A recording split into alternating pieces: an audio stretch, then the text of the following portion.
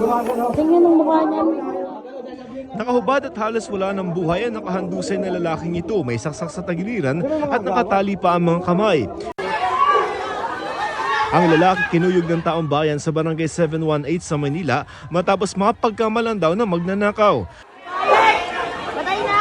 Naisugod pa sa ospital ang 26 anyos sa si Christian Ambon matapos ang insidente noong February 8. Bumanaw siya kanina.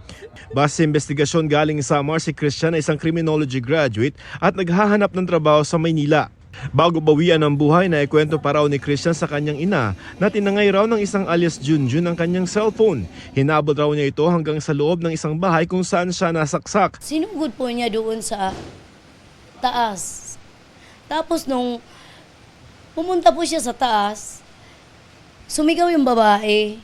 Sabi daw po, magnanakaw, magnanakaw. Yung pala, sinaksak na po siya ni Junjun. Sabi ko, sana hindi mo na inabol. Kundi ngayon, ikaw ang binakliktad na ikaw daw magnanakaw. Matapos daw bugbugin ng mga residente, pinagplanuhan pa raw noon na itapon sa ilog ang katawan ni Christian. Yung kapitan daw po yung nagsabi niyan.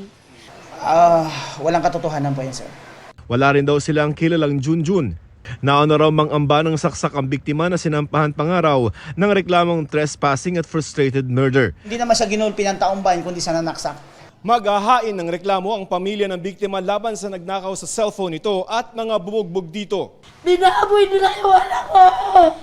Nag-iimbestiga na ang Homicide Division ng Manila Police District.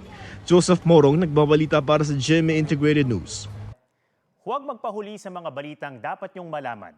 Mag-subscribe na sa GMA Integrated News sa YouTube.